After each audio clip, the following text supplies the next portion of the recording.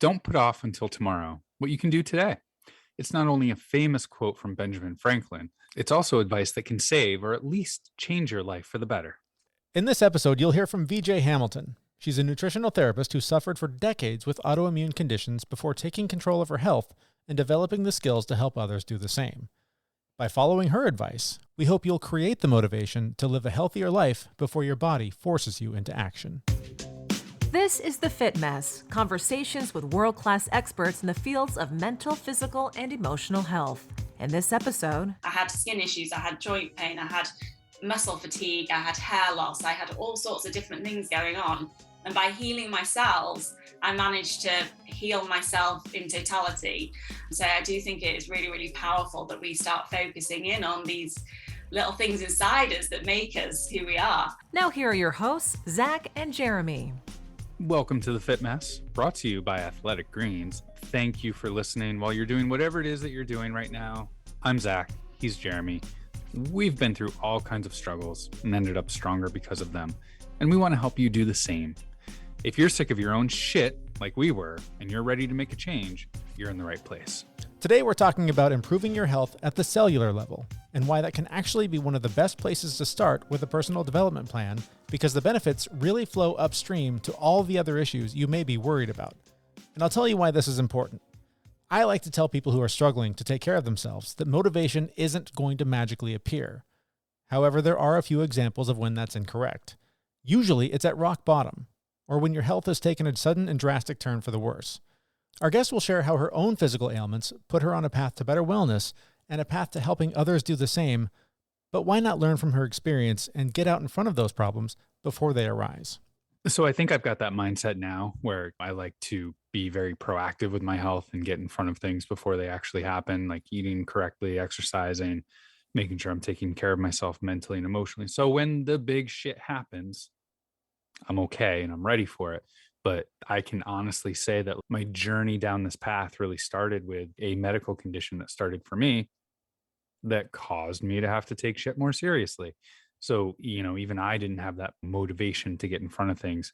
It took something that was, thank God, benign, but scared the shit out of me for me to go try yoga, and it was game over from there. I was like, oh, I like feeling good. I like this feeling of taking care of myself. But it is so hard to really think about it and come to that conclusion of I need to take care of myself for these potential consequences later on that may or may not happen. Right. I mean, that's a tough mind game to play.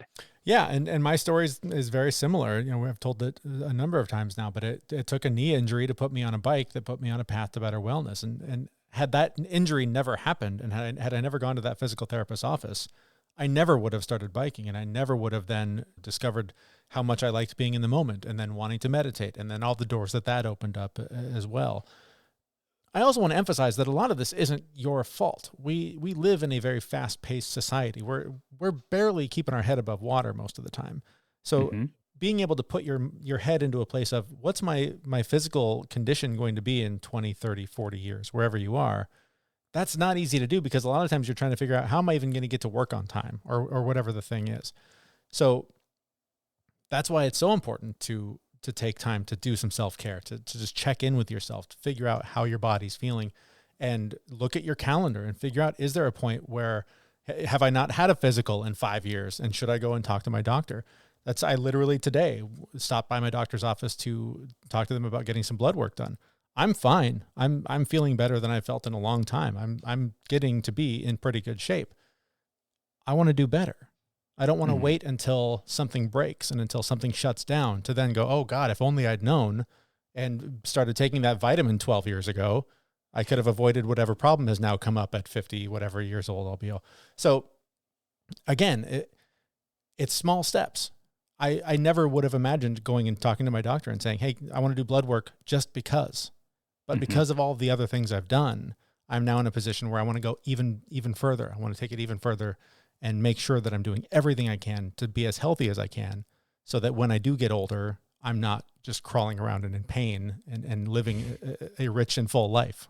I actually got my doctor in Seattle gave me shit a couple of times because I was always in there going, so I read this medical journal and I would like to get this test because I'm contemplating whether or not this change or that change will be beneficial for me for my energy level. It got a little extreme. Yeah. I will admit, because I was in there almost every week getting blood work Oh done. my God. And while like my doctor was, she was very cool and she was like very supportive of it, but there was a point where she was like, okay, insurance is paying for all this. I'm not sure I'm comfortable writing all this stuff up for you, because I was like diagnosing myself and coming in, and like it was a very, very cool situation from my perspective, because I was literally getting blood work every week for like non-standard tests. Jeez. It was so great. It was awesome.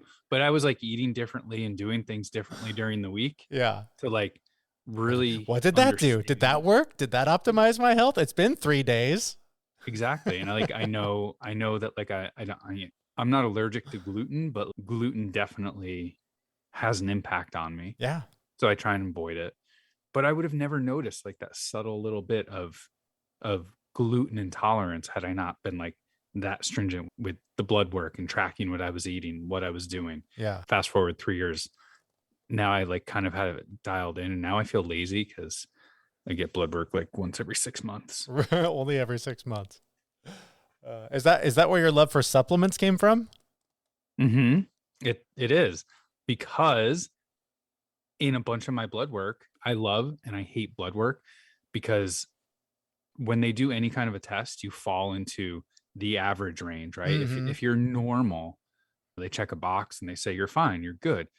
But what's normal for you is different from the rest of the population in some cases, right? Yes. There's certain things that you're going to fall in the normal box, and that's giving you whatever it is that you actually need. And then there's other cases where like you need more of something or less of something than the rest of the population, because imagine this, we're all fucking different, right? Right, right. It's an important distinction to make, that because you're normal means you're normal in relation to how everyone else in your culture, society is doing. So you may be normal, but if everyone is kind of sick, you don't want to be normal. You don't want to fall into that range. You want to make sure that you know more than, yep, checks out, just like everyone else. Because if you want to optimize your health, if you want to make sure you're doing all the right things, you need to know more than normal. You need to know what can be improved. Yeah, absolutely. So back when I was doing blood work all the time, that's when I discovered athletic greens. I started taking athletic greens because I really needed to have a supplement that tasted great, gave me all the things that I needed. And I didn't want to have to take 10 pills a day or spend all of my time cooking all the meals. I try and get my nutrients from food, but let's face it, we don't get everything we need every day from food. So athletic greens was a great solution for me. It tastes great, gives me everything I need for more energy, better gut health, optimized immune system. It has less than a gram of sugar, and there's no nasty chemicals or artificial anything, and it actually does taste good. And for what you get, it's less than $3 a day. And right now is the time to incorporate better health, and athletic greens is a perfect start. To make it easy, Athletic Greens is going to give you a free 1-year supply of immune supporting vitamin D and 5 free travel packs with your first purchase. All you have to do is visit athleticgreens.com/fitmess. Again, that's athleticgreens.com/fitmess to take ownership over your health and pick up the ultimate daily nutritional insurance. Our guest today, I love this interview. It was a little bit more technical than some of our other interviews, which I totally geeked out on, but there is some great information in here. And that information comes from our guest. She's a nutritional therapist, VJ Hamilton. We asked her about her own health struggles and how they forced her to take control of her own well-being. Really, my journey started when I was very young. So at 7 years old, I got diagnosed with an autoimmune condition. Before that, I'd had lots of issues with food intolerances. And then as I went through my teenage years, I developed skin issues, so psoriasis and acne.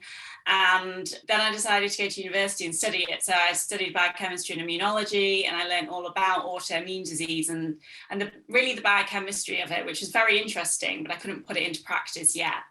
And unfortunately, during that time, my brother got diagnosed with multiple sclerosis. Several other members of my family had autoimmune disease as well. But I decided to change track at that point, and I became a chartered accountant. I worked, a corporate career. I moved up the ladder. I did lots of traveling, and I ended up at my early 30s being diagnosed with post-viral chronic fatigue syndrome.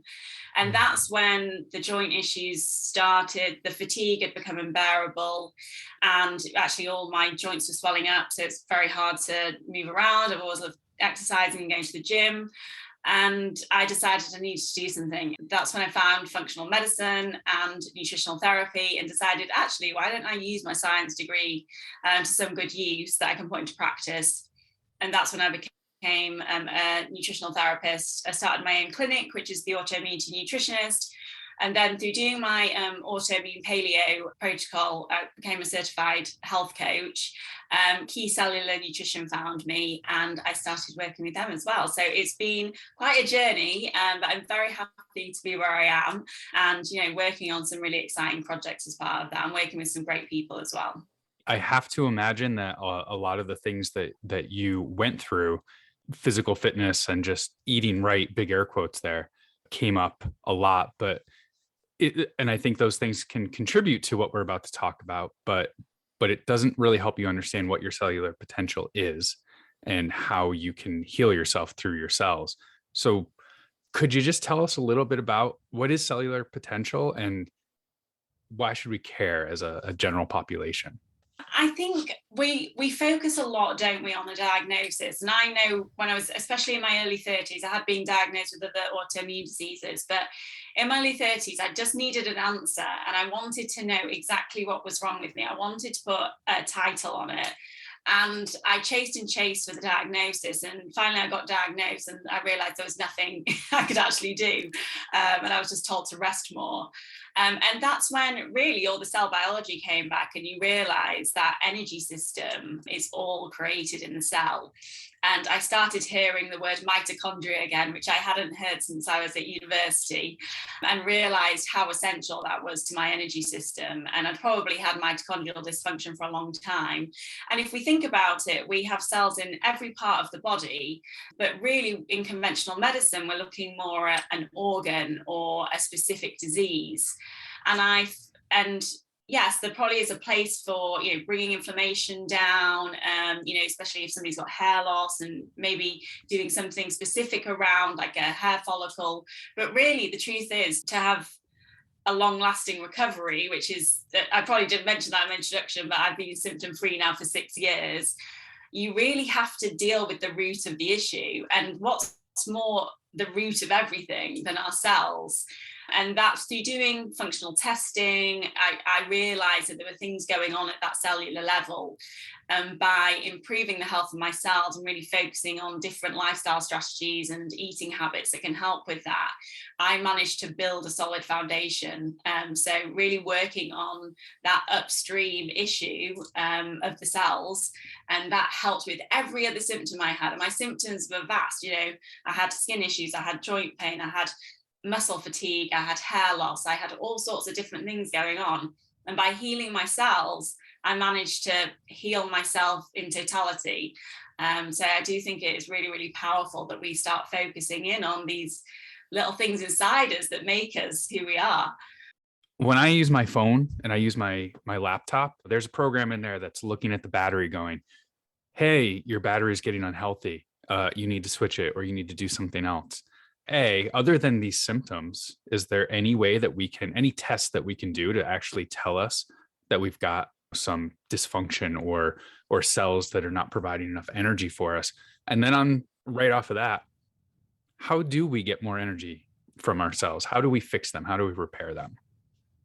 Yeah, so I mean, one of the classic tests that I use in my own private practice is the organic acids test. That's a urine test. And what it does is it's looking at biomarkers, really, because there's all these processes that are happening at the cellular level.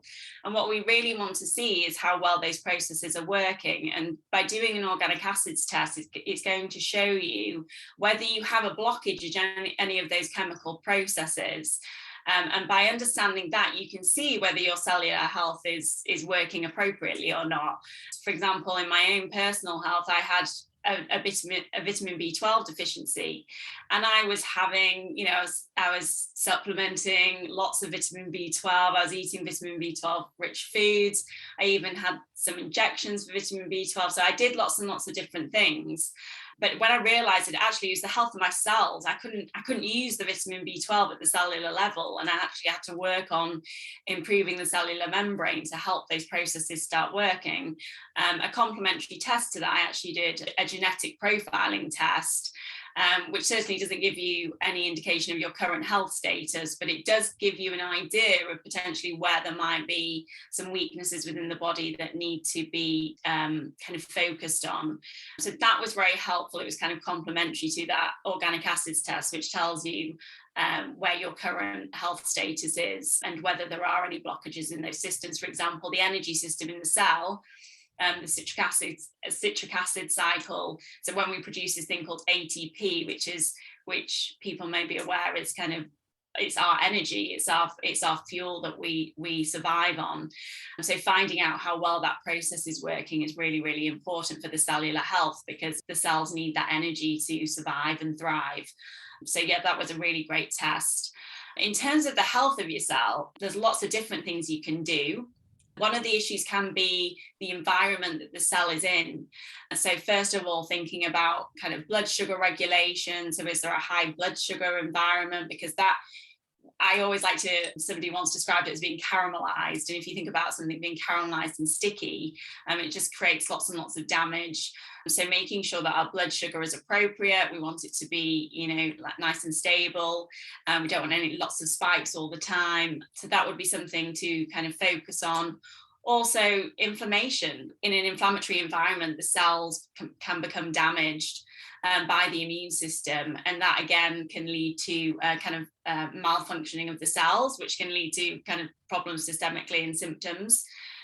And then we have the toxicity part, where we're exposed to all these things in our food, in our environment, in our air, in the beauty products we use.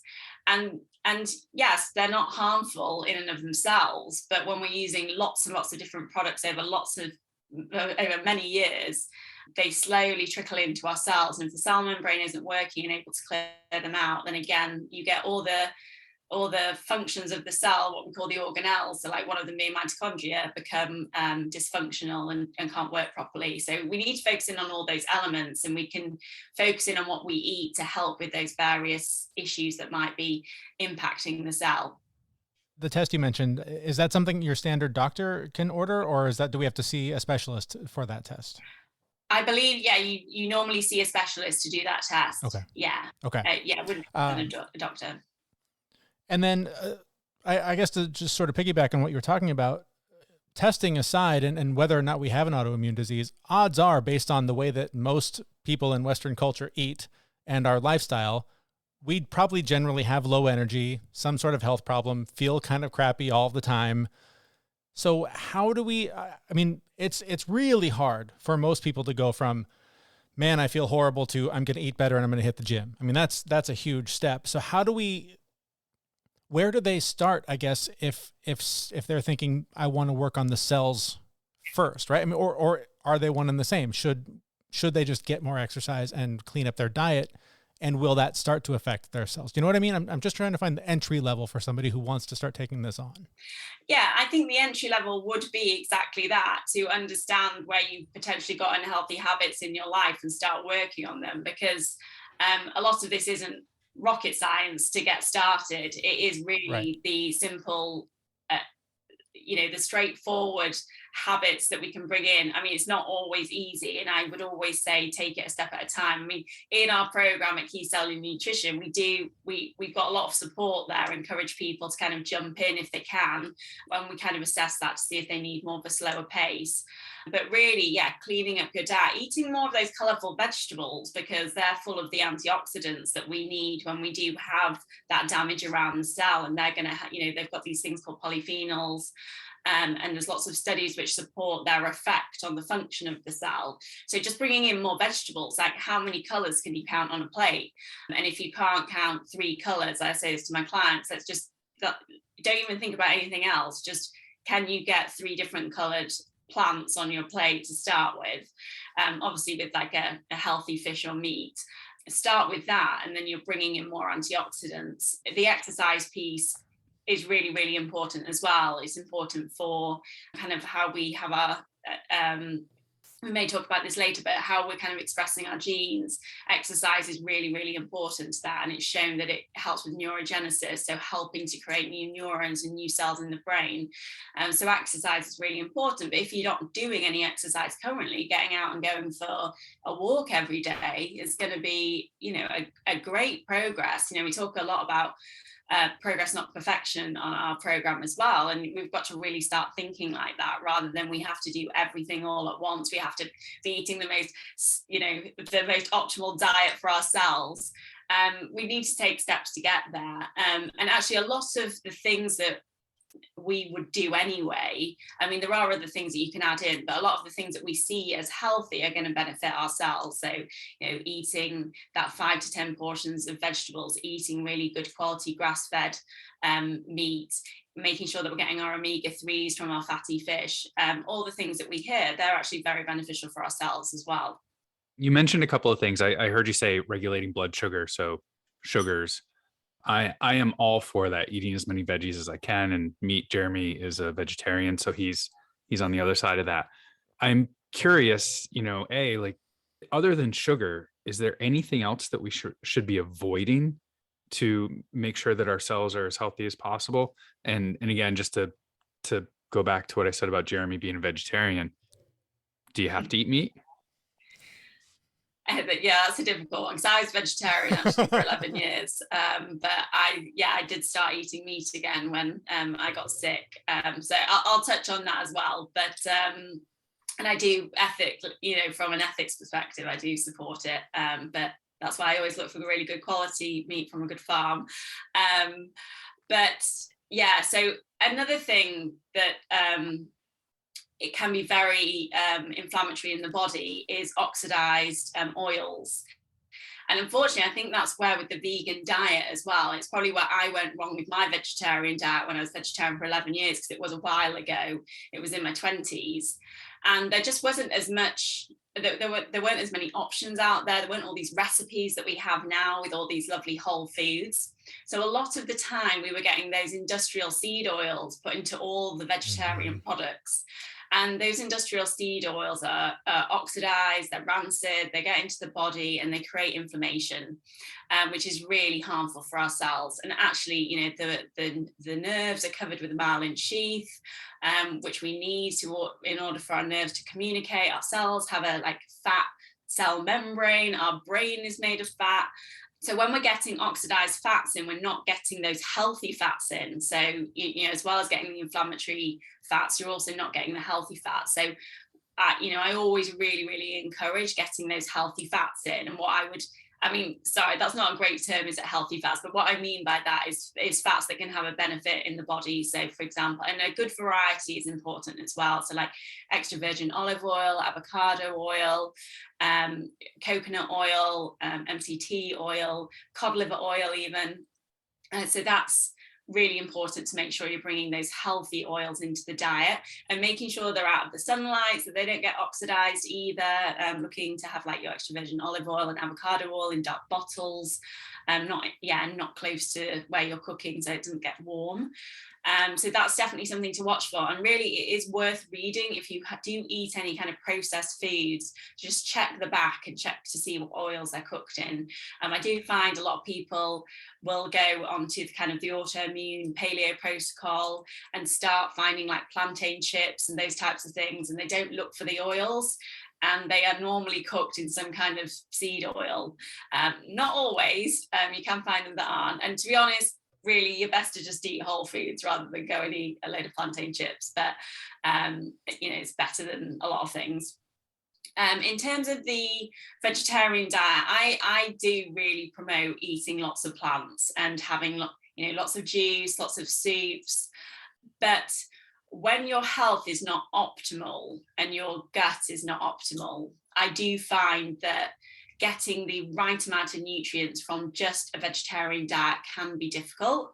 Vitamin B12 is one of the ones, and as I mentioned earlier, that was something that I had quite an issue with and a deficiency in after being vegetarian. But as I said, there was things going on with my cells as well, and it could have been the fact that I'd eaten a lot of processed foods during that period. So just making sure that you're aware of your proteins, making sure you're aware of those vitamins that we do miss out on when we're not eating meat. For example, vitamin D. I mean, vitamin D is much better from sunlight anyway, but vitamin B12.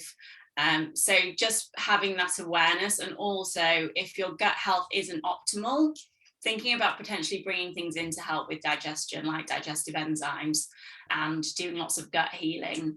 So yeah, that would probably be what I'd say about the vegetarian diet. But in terms of eating vegetables, I'm very pro, making sure that you're getting those 5 to 10 every day, bringing in a juice, having soups and all that type of thing.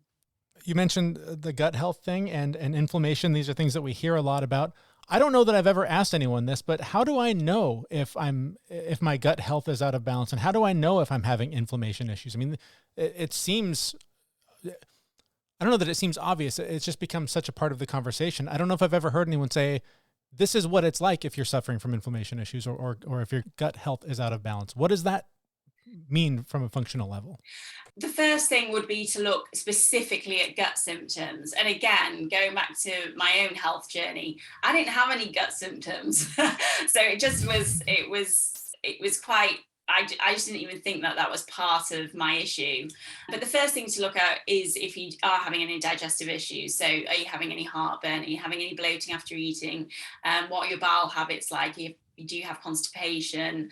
Those types of, is there an urgency to go? There's lots of different questions that I would ask around that side of things. But often people don't have any digestive symptoms, or they're not fully aware of it at that point. So we would be looking at other things that might give us an indication of inflammation.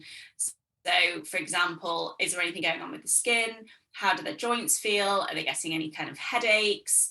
So looking for other symptoms outside of the gut for inflammation. And often when people do have inflammatory symptoms, we've talked so much about the gut, haven't we, in the health world? But all things, a lot of things do start in the gut. I would say now it starts in the cells. But yeah, a lot of the time, if you are having those types of issues, then it could be a sign of a digestive issue. And actually, I haven't mentioned as well, like mood disorders, and whether you're feeling anxiety is another symptom that I see with my clients, and I suffered with as well when I was kind of going through all this. So the brain and the gut is very much linked. So be looking for those other symptoms. And then of course there's testing. So you can do stool testing to really see what's going on, and that can give you an indication of the different gut bacteria that you've got, how well you're digesting foods, whether there's any inflammation there, whether you've got any parasites. That gives you a lot of information as well if you want to take it to that level. And I have to say, every client that I've had that has done a stool test, something's come up that we've been able to work on. I want to switch just a little bit. I know we're all different, right? What works for me doesn't necessarily work for the next person. So, how do our genes play into this? And can you talk a little bit about epigenetics and how that works with everything that you've been talking about? Yeah, so I think years ago we were really set on finding out, the human genome. It was a big project that we all did, and we thought we're going to have all the answers. But as that kind of research has evolved, we realize, your genes aren't your destiny, and you can actually change the expression of your genes. And that's what epigenetics is. It's by the lifestyle that you lead, the diet that you eat can actually change the expression of your genes. And what do genes do? Because you can hear that and not realize how that actually applies to you. The important thing about genes is they create proteins in the body, and what proteins do lots of different things. And one of the main things they do is they convert into enzymes, which help with lots of different biological reactions. So really, it's going back to what we were talking about at the beginning. And we have these biological processes, including creating energy, and we need enzymes for that, and we need cofactors for that. There's obviously some unhelpful genes as well.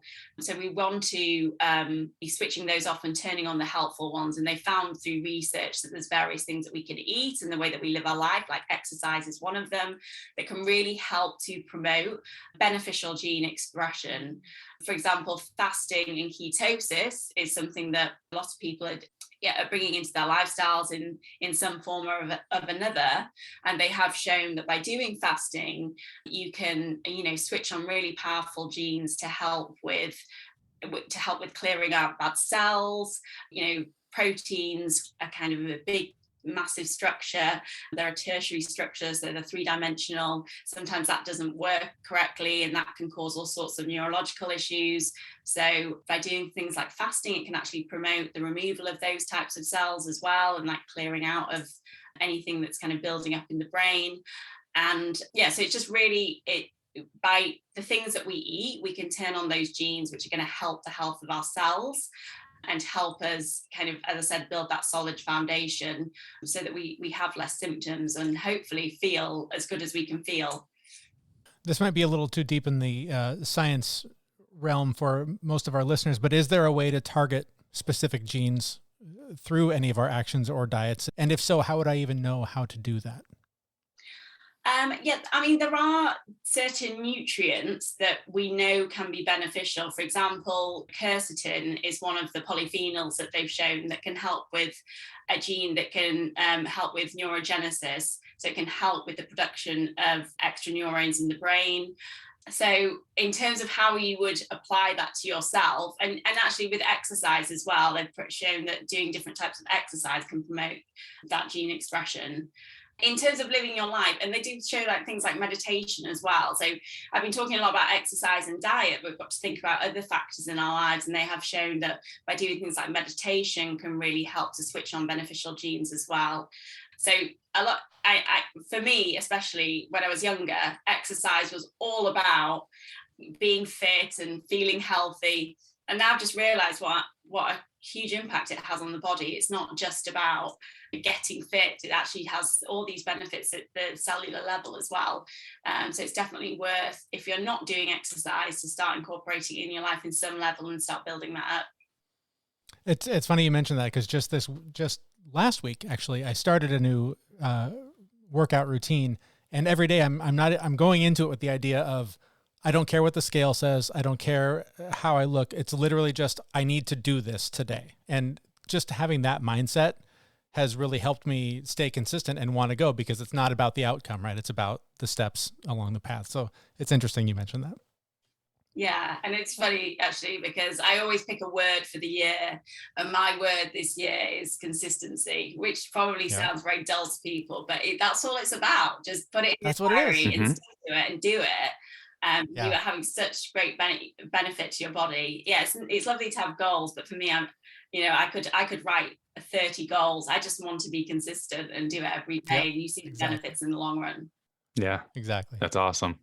If somebody is hearing this and they want some simple things that they could start doing today to be healthier or have more energy, what can they do? And if they want more help, and if they're looking for additional resources, where can they find you and all the work that you're doing? I would say, first of all, just sit down and write down anything that you think might not be serving you at the moment in your life. It doesn't matter how long the list is, just write it down, and then write a list of the things that you do want to start bringing into your life. And I would compare the two lists, and you don't have to do anything immediately, but start focusing on bringing more of the things that you want to do into your life. So that would just be kind of at the start, just to get the motivation to really focus in on what you want to start removing and what you want to start focusing on. And then I really think it's beneficial if you do want to start changing your diet to just spend an hour on a weekend just making a plan. As I said, you don't have to do anything drastic. If you want to, for your plan for the first week might be, I'm going to eat 3 different colors of vegetables every day next week. And then you can build on that. I'm going to start bringing in cod liver oil the week after. So really start building in on bringing those healthy, nutrient-dense foods into your diet, and you can do it gradually. And then I would just say, if you are exercising already, as I said, try and be consistent with it. If you are training and it is making you feel dreadful the next day, then that's too much, bring it down. If you are not stressing your body in any way, maybe just up your routine a little bit, or try something new like a 15-minute HIIT class or something. So incorporate something new from an exercise perspective.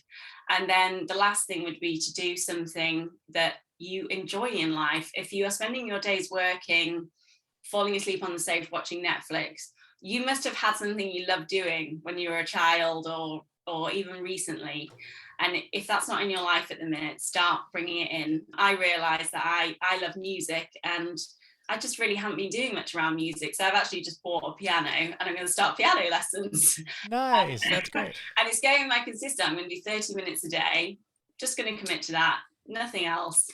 And I'm just going to enjoy it. And I think those 3 factors in life are really, really important, and not putting too much pressure on yourself and not feeling like you have to do it all in a day. So progress, not perfection. I love that. And where do we learn more about you and your work? So you can find me. My website is theautoimmunitynutritionist.com, and I am part of Dr. Bill Cole's Cellular Health Accelerator, and our company is called Key Cellular Nutrition. Perfect. Thank you so much. Lots of really helpful and valuable information. I appreciate your time. Great. Thank you both. It's been lovely to be on the podcast today. So thanks for asking me. All right. Our thanks to nutritional therapist VJ Hamilton. You can find out more about her and all of the links that we just mentioned in the show notes for this episode at thefitmess.com. I loved that conversation. Cellular health is something I totally geek out on, and just, we'll read for pleasure, about mitochondria and all the science bits that goes into this. And it's, there's all the surface level things that you can do, like just moving more and eating the right foods, but knowing that it's not just muscle and bone that you're dealing with, you're dealing with all of these little parts of your body that all of them contribute to your overall health and wellness. And we talk about small steps all the time. These are small things in your body that if you take care of them and you treat them well, you'll have the energy to go do the exercise. You'll have the energy to avoid binging at night, like I may or may not have done last night. And you don't have to be an expert in biology, right? Yes, there's a lot of really detailed scientific stuff we just talked about. But when you step back from that, it really comes down to what are you putting in your pie hole and how much are you moving your body? And if you can do a healthy combination of those 2 things and add supplements when needed and test when appropriate and all that stuff, that's how you can really optimize your health and not rely on the doctor once a year saying, yeah, your blood work's normal, and be sort of led to believe that you're going to be fine. And this stuff is kind of hard. I will be the first one to admit, I personally geek out on this stuff, but I totally, it even takes me a lot of time to fully grasp and understand some of the things that we talked about in that interview. This stuff is not easy. Yeah. This stuff is hard. And if you're not interested in it, go get a coach. Go find somebody who knows a thing or 2 about this stuff. If you're interested in exploring how to take care of your cellular health, but you're not super interested in learning about the details of it, there are people that will help you for sure. And one of them is our guest, VJ Hamilton. So again, the links to her and her work are in the show notes for this episode at thefitmess.com. And don't let the conversation about cellular health end there. Join us in our Facebook group where you can join us and fellow FitMess listeners for monthly challenges, accountability to reach your goals, and connection with our community. That link is also at our website, thefitmess.com. We know this podcast is amazing and doesn't seem to lack anything, but we need a legal disclaimer. Prior to implementing anything discussed in this podcast, it is your responsibility to conduct your own research and consult your physician. You should assume that Jeremy and Zach don't know what they're talking about, and they're not liable for any physical or emotional issues that occur directly or indirectly from listening to this podcast.